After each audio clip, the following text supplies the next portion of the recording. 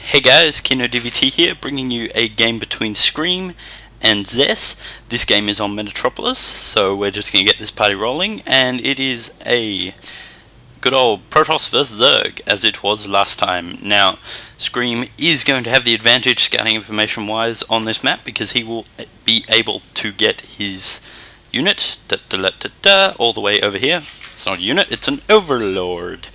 Get his Overlord to his opponent's base, and not even have to send a scouting drone. However, Zess will also know that that is where his opponent is spawning. So it's a bit of 6 of one, half dozen of the other. Now, I am getting no sound currently. Sound is not disabled, so let's go see what's the deal with sound.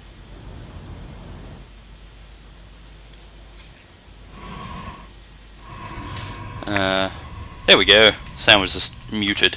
Right. Okay, I apologize for that, but let's get going. Now, Zess going for a 9 Pylon and a 9 Overlord, so nothing particularly special yet. No cheese. There has been no cheese yet in this finals game, which is quite interesting because people do get quite desperate in some final games. You see them going for ridiculously stupid strategies, or they become desperate if they're 2-1 or something, and they might lose the next game. It's an interesting way to observe a set of games, because you know there's quite a lot on the line, so it's a good thing to know. Now, Scream was able to get that scouting information, but wasn't, so he knows where his opponent is, but he was not able to identify much other than this is where my opponent's location is. Scream is putting down an early expo at 13, and here comes a spawning pool sometime soon, I think. Maybe, maybe not. But Zess is gonna need to do something about this, whether it be early expand himself or pop down a couple extra gateways to apply some early pressure. But he needs to do something, because a Zerg left unchecked on one extra base is not a good place to be, because then they can go from 2 base to 3 base while you're still on 2 base, and they can be on 2 base while you're still on 1 base. And if you allow them to get up that economic advantage over you, which is what Zergs really need, then you're kind of boned. Now, I'm not a big... okay, that's not true. I'm not a big fan of early expos for one reason. I can never pull them off. I'm a big fan of early expos because I love hanging a Kaka's economy above my opponent. We do see a spawning ball coming down in very short amount of time, and 3 workers will shortly be pulled onto this extractor, I believe. Now, we do see a pylon being built by Zess in a very forward position. There is, however, a forge. However, so this is going to make Scream's life very difficult, and this is the response from Zess I was talking about. The response that something needs to happen, or this expand is going to lose the game for me. Now, he has accidentally trapped his probe, so unless he cancels one of the cannons, it's just not going to work. But he is using quite an effective choke point, and only 2 Lings can attack. 4 Lings are now hitting this pylon. This pylon is going to die. Probably... Hold on, why am I not always... Okay, hold on. I cannot cast like that. Grrr. Where is it? Always. Thank you. We do see both cannons cancelled, and a waste of 100 minerals, but that did force some early Lings into play and distracted his opponent. So that was a good play by Zess. It's just a pity it didn't actually work, because then if it had worked, it would have done an amazing amount of damage. But that was a very amazing response to a very threatening style of play. However, it didn't work. So we do see him now putting down 3 gateways and going for a 4-gate. This 4-gate should allow him to leverage the amount of zealots and stalkers he needs to push through these 2 spine crawlers plus Lings plus Queen. However, it will be close. He needs to go with a timing attack right on the bullet. The bullet needs to be right on the right amount of time, just before the economy starts to kick in and make Scream really hard to kill. Because just before the economy starts to kick in and he's starting to spend more money on army rather than more money on drones, that is the point. Just before he's about to start making more money on army, just before that point is when you want to attack. Now, a non-harassed standard expansion is generally going to do that around the 8th minute. So a 7-minute 4 gateway push will do it. But if they're smart and have gone a little bit of army, a little bit of economy, a little bit of army, a little bit of economy, then that's going to work better than just full economy, hoping they don't come to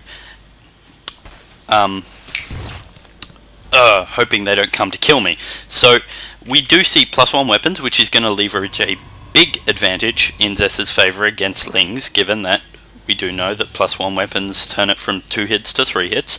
Now we do see an early expansion going down for Zess. This is around the 7-minute mark, so it's not amazingly early. It's about normal.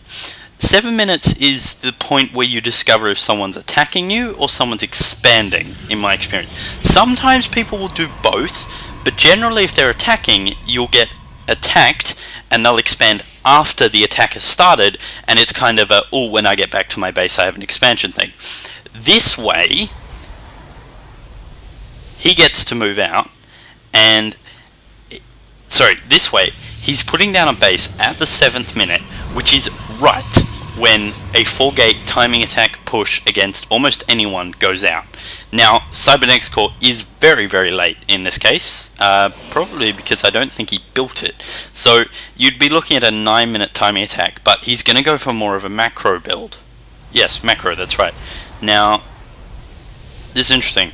I can't see the recording thing I can normally see, so I have no idea if this is being recorded right now. As this thought occurs to me, if I'm saying this, it's pointless, because if you hear this, and you hear me talking about it, then I'm obviously recording. If you don't, you're never going to know about it. Tapping at the nose right there. Anyway, back to the game. So, given that he had a late Cybernetics Core, which you could in theory spot as Scream, you can guess that he might be going for a 9-minute, 10-minute timing attack, but I'd be more inclined to think he's going to go 2 Robo or 2 Gateway after he's got this base up to 2 Gas, because Gas is the more important things over Minerals. Now, we do see Scream is quite a way ahead of his opponent and does have Lair Tech. However, all he has at the moment... No, there goes the Mutualisks. It's not the Mutualist, it's called a Spire. Now, he does have speed on these Overlords, so we might be seeing some drops happen, but who knows. Now, if he doesn't spend any of his gas for the next, say, couple of minutes, then he will be able to create quite a few Mutualisks, same thing. So, with these 2 cannons, it's going to be quite difficult for him to push in here with an army sitting there. With this cannon, it's going to be quite hard for a Ling Rumbai to come around because they're automatically going to attack the cannon, and getting up here is kind of impossible. Now, Mutalisks, that's how I've always say it, that's how I'm going to say it, will be able to come around here and attack here. Now, if he was to get a Nidus Worm up here, then he would be able to do it quite effectively. We do see an Infestation Pit, so why did the Spire cancel? I don't know. I think he saw the Mass Stalker. So we do see an inordinately large amount of Lings. I don't actually believe they have speed yet. No, they don't. But these Roaches plus Lings plus 4 Spine Crawlers plus Queen should, not will, should. There are certain circumstances where if a player makes a mistake, a fight he should have won, he will lose. So this army should, in theory, defeat his opponent. But it might not. We'll have to see what happens. He's going to have to play around his creep and around his Spine Crawlers, although he's not trying for that because he doesn't really need to. He does have an army quite bigger than his opponent. He is winning out on this quite a lot. His Zerglings, being the Meat Shield, are taking all the pain, and he is able to take out this Proxy Pylon Worker and army quite happily. Now, if most of the Lings were alive, I'd say counterattack, but given that most of your Lings died and they're your fastest units, well, sort of. They're fast with Speedling right now, they don't have Speedling.